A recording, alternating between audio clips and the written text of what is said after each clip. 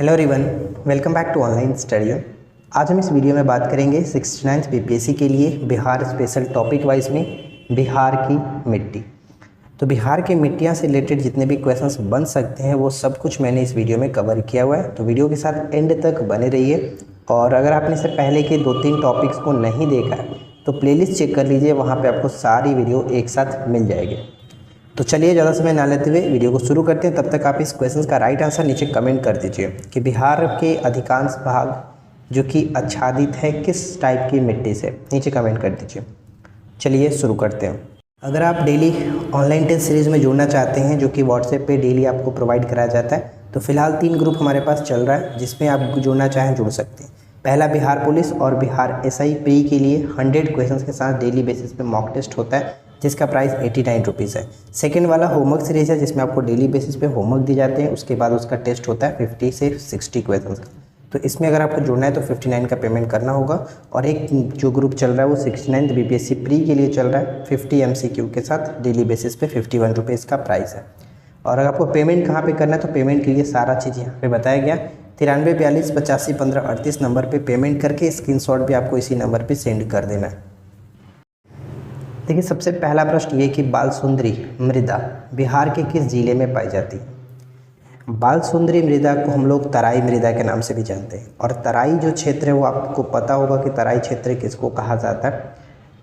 तो यहाँ पे अगर अकॉर्डिंग टू ऑप्शन देखें तो सहरसा, पूर्णिया, दरभंगा, सारण, मुजफ्फरपुर, चंपारण ये सभी के सभी बालसुंदरी मृदा के अंतर्गत ही आते हैं। इसलिए यहाँ पे राइट आंसर आपका हो जाएगा ऑप्शन डी। उपरोक्त सभी करेक्ट है। सेकेंड क्वेश्चन देखिए क्या बनता है कि बिहार के उत्तरी गंगा के मैदान में निम्नलिखित में से कौन सी मृदा नहीं पाई जाती है। उत्तरी गंगा के मैदान में ध्यान दीजिएगा, उत्तरी गंगा के मैदान में जो लोग 69 बीपीएससी के हमारे कोर्स में जुड़े हुए हैं, जो बिहार स्पेशल का उनको नोट्स दिया गया है उसको अगर आपने पढ़ा होगा तो सब कुछ आपको यहाँ पे क्लियर हो जाएगा, क्योंकि इस टॉपिक से रिलेटेड सारे पॉइंट्स मैंने नोट्स में प्रोवाइड करा दिए थे। तो आपने अगर पढ़ा है तो आसानी से गेस कर सकते हैं। तो मैंने नोट्स में क्लियरली लिखा था कि बिहार के दक्षिणी क्षेत्र में जो कि मिलता है बलथर मृदा, ठीक है, बलथर मृदा। तो यहाँ पे हम कह सकते हैं ऑप्शन सी जो होगा वो उत्तरी गंगा के मैदान में नहीं मिलता है। ऑप्शन सी बिल्कुल सही आंसर बन जाता है। गंगा दक्षिणी बिहार के मैदान में अगर हम बात करें मृदा की टाइप की तो कगारी मृदा, टाल मृदा, बलथर मृदा ये सभी के सभी देखने को मिलता है। चलिए क्वेश्चन नंबर 3, बिहार में लेटराइट मृदा किस भाग में पाई जाती है। बिहार में लेटराइट मृदा किस भाग में पाई जाती है। तो इस प्रश्न का सही आंसर बन जाएगा ऑप्शन बी। छोटा नागपुर के पठार के उत्तरी भाग में मिलता है लेटराइट मृदा, ठीक है, लेटराइट मृदा ऑप्शन बी। अगला प्रश्न कि बिहार के किस भाग में अपोढ़ मृदा जिसको ड्रिफ्ट कहा जाता है, ड्रिफ्ट सॉइल, अपोढ़ मृदा की प्रधानता है। तो अपोढ़ मृदा की जो प्रधानता है वो गंगा के उत्तरी मैदान में देखने को मिलता है। देखिए जितना चीज़ यहाँ पे आपको बताया जा रहा है उतना बस आप याद रख लो, एग्जाम्स में काम हो जाएगा, इससे बाहर इस टॉपिक से कुछ नहीं आएगा। बिहार के दक्षिणी गंगा के मैदान में कौन सी मृदा पाई जाती है। अभी जस्ट मैंने आपको बताया कि बिहार के दक्षिणी गंगा के मैदान में कगारी, टाल, बलथर ये सब मिलता है। तो अकॉर्डिंग टू ऑप्शन हम यहाँ पे देख सकते हैं करेल, केवाल मृदा बिल्कुल सही आंसर है। ऑप्शन हम बी पे जा सकते हैं, ठीक है। चलिए अगला प्रश्न कि बिहार में 5 से 7 किलोमीटर चौड़ी पट्टी का तराई क्षेत्र विस्तृत है। तराई क्षेत्र जो भारत और नेपाल के सीमा के समानांतर लगा हुआ है उसको तराई क्षेत्र कहा जाता है। तो यहाँ पे हम कह सकते हैं जो तराई क्षेत्र है वो पश्चिमी चंपारण से किशनगंज तक, तो पश्चिमी चंपारण, सीतामढ़ी, अररिया, किशनगंज यानी ऑप्शन ए बिल्कुल सही आंसर आपका बन जाएगा, ठीक है। आगे देखते हैं बिहार में बलसुंदरी जो मृदा का विस्तार है वो किस तरह से देखने को मिलेगा। बलसुंदरी मृदा का विस्तार यानी कि तराई मृदा का जो है उसी की बात की जा रही है। तो यहाँ पे हम देख सकते हैं अगर ऑप्शंस पे थोड़ा सा नज़र डालें तो तराई क्षेत्र के अंतर्गत हमें सहरसा, दरभंगा, मुजफ्फरपुर, सारण ये सभी देखने को भी मिलेगा। तो कुल मिलाकर सही आंसर हमारा ऑप्शन ए हो जाएगा, ठीक है फ्रेंड्स। कई जगहों पर दलदली भूमि का विकास भी हुआ है इस क्षेत्र के अंतर्गत, यानी जो तराई मृदा होता है उसके अंतर्गत ही आता है आपका दलदली क्षेत्र की मृदा। और इसमें एक चीज़ ध्यान रखिएगा कि जो बलसुंदरी मृदा देखते हैं इसमें चूने की पर्याप्त मात्रा होती है, यानी इस क्षेत्र में चूने की पर्याप्त मात्रा मिलती है। धान, पटसन और गन्ना के लिए काफ़ी फेमस होता है। अगला है कि ताल के नाम से विख्यात गंगा के दक्षिणी तट पर मृदा की विस्तार है। कितने किलोमीटर चौड़ी पट्टी में? ताल के नाम से विख्यात गंगा के दक्षिणी तट पर मृदा का विस्तार है। तो राइट आंसर हो जाएगा ऑप्शन सी, 8 से 10 किलोमीटर चौड़ी पट्टी। 8 से 10 किलोमीटर चौड़ी पट्टी, ऑप्शन सी। बिहार की तराई प्रदेश विस्तृत है। अभी जस्ट हमने बात किया था ना कि बिहार का जो तराई प्रदेश है भारत और नेपाल के सीमा के समानांतर ही पड़ता है, तो इसलिए यहाँ पे हम बी को टिक करके आगे बढ़ेंगे, बी। अगला प्रश्न देखिए क्या, नेक्स्ट वन है कि बिहार में लाल बलुई मृदा का विस्तार पाया जाता है। बिहार में लाल बलुई मृदा का विस्तार पाया जाता है किस क्षेत्र में? तो ये जो क्षेत्र देखने को मिलेगा आपको रोहतास एवं कैमूर के पठारी भाग में देखने को मिलेगा लाल बलुई मृदा का विस्तार, यानी सी को टिक करेंगे। अगर आपको क्वेश्चन अच्छे लग रहे हैं तो प्लीज़ वीडियो को ज़्यादा लाइक करिए, फ्रेंड के साथ शेयर करिए। चलिए इसके बाद अगला प्रश्न देखिए क्या है कि बिहार में जो भांगर मिट्टी का सर्वाधिक विस्तार कहाँ पर देखने को मिलता है? कहाँ मिलता है? बिहार में भांगर मिट्टी का सर्वाधिक विस्तार कहाँ देखने को मिलता है? तो ये पूर्णिया और सहरसा जिले के कोसी क्षेत्र में आपको ज़्यादातर देखने को मिलेगा। और इसके संबंध में कुछ पॉइंट्स मैंने यहाँ पे नोट डाउन किया, जैसे कि भांगर मिट्टी चूना रहित एवं क्षार रहित होती है, इसका रंग गाढ़ा होता है, इस मिट्टी में काफ़ी उर्वरक शक्ति पाई जाती है। इस मिट्टी का सर्वाधिक जो विस्तार है पूर्णिया और सहरसा जिले में देखने को मिलता है। ठीक है, इसके बाद नेक्स्ट प्रश्न है कि बलथर मिट्टी का प्रमुख जो फसल है वो कौन सा है? बलथर मिट्टी, बलथर मिट्टी, कगारी मिट्टी, टाल मिट्टी, इन सभी के जो प्रमुख फसल अगर हम बात करें तो ऑप्शन ए होगा अरहर, ज्वार और बाजरा। अरहर, ज्वार और बाजरा, ऑप्शन ए। इसके बाद इसमें कुछ और पॉइंट्स हैं, जैसे कि बिहार में बलथर मिट्टी का क्षेत्र गंगा के मैदान के दक्षिणी सीमा में देखने को मिलता है, जहाँ से छोटा नागपुर की पठारी हिस्सा आरंभ होता है। इसका रंग पीला और लाल होता है। इस मिट्टी का विस्तार कैमूर से भागलपुर तक 5 से 15 किलोमीटर तक की एक संकीर्ण पट्टी के रूप में हुआ है। इसे लाल पीली मिट्टी के नाम से भी जाना जाता है। इस मिट्टी में हल्के कंकड़ मिलते हैं और इसमें लाल रंग की अधिकता भी होती है। इसमें लाल रंग की अधिकता भी होती है। तो ये सब चीज़ आपको याद रखना है ताकि आप समझ सको कि ये किस मिट्टी के बारे में बात कही जा रही है। बिहार में जलोढ़ मिट्टी में किसकी बहुलता होती है? बिहार के जलोढ़ मिट्टी में किसकी बहुलता होती है? तो ध्यान रखना है, यहाँ पे सही आंसर हो जाएगा ऑप्शन बी, पोटास। पोटास की मात्रा अधिक होती है जलोढ़ मिट्टी में, ऑप्शन बी। बिहार के जलोढ़ मिट्टी में किसकी बहुलता होती है? अच्छा, क्वेश्चन फिर से रिपीट हो गया, कोई नहीं, यहाँ पे इसका एक्सप्लेनेशन पढ़ लीजिए कि जलोढ़ नदियों द्वारा लाई गई मिट्टी होती है। जो जलोढ़ मिट्टी होती है नदियों के द्वारा लाई गई मिट्टी होती है। इस मिट्टी में पोटास की बहुलता होती है, लेकिन नाइट्रोजन, फास्फोरस और ह्यूमस की जो मात्रा होती है वो बहुत ही कम होता है। नेक्स्ट प्रश्न है कि बिहार में तराई मिट्टी की मुख्य फसल कौन सी है? तराई मिट्टी यानी बलसुंदरी मिट्टी, और इनके प्रमुख फसल मैंने आपको बताया था धान, पटसन, गन्ना, ये सब। तो धान, पटसन, गन्ना कहाँ दिख रहा है? ऑप्शन डी में दिख रहा है, धान, गन्ना, पटसन, ऑप्शन डी। यहाँ पे देख सकते हैं कि बिहार में उत्तर पर्वतपदीय मिट्टी में के विस्तार के बाद तराई मिट्टी का विस्तार शुरू होता है, जो चंपारण की पहाड़ी से लेकर पूर्व में किशनगंज तक फैला हुआ है।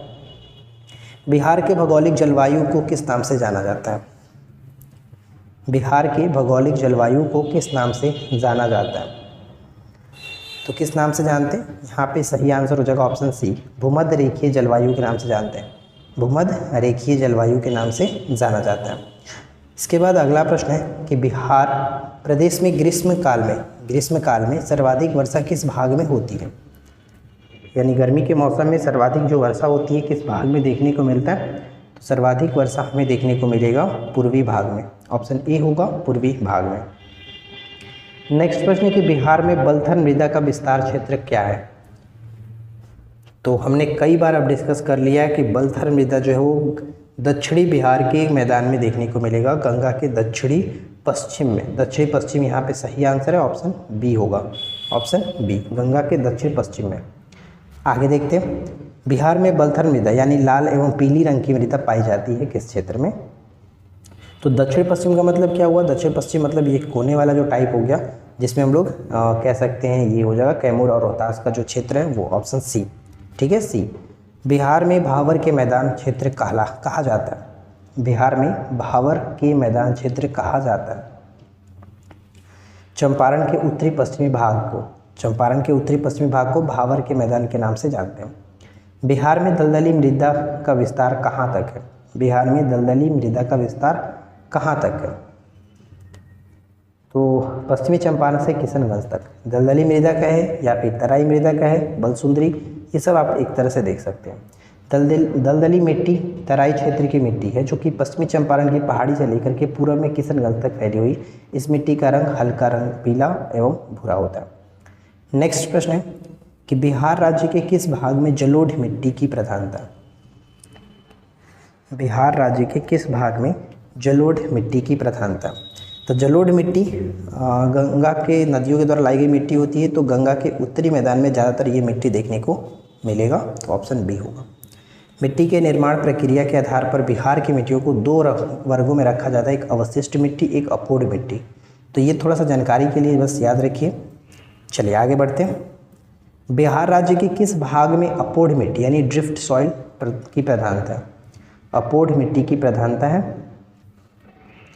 अपूर्ण मिट्टी की प्रधानता हमें देखने को मिलेगा गंगा के उत्तरी मैदान में, ठीक है, उत्तरी मैदान में। नेक्स्ट प्रश्न है, आप अपूर्ण मिट्टी को जलोढ़ मिट्टी के रूप में भी देख सकते हैं। बिहार में पर्वत पादीय मृदा के विस्तार को कहा जाता है?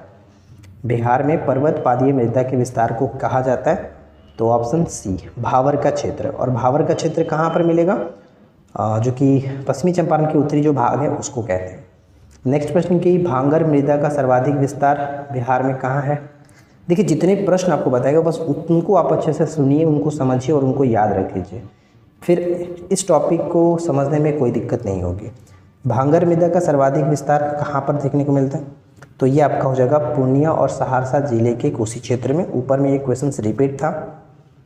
कॉप मृदा की प्रधानता बिहार के किस जिले में? कॉप मृदा की प्रधानता बिहार के किस जिले में? तो राइट आंसर बन जाएगा ऑप्शन डी भागलपुर में। इसके बाद आगे देखते हैं। बिहार के अधिकांश भाग आच्छादित है।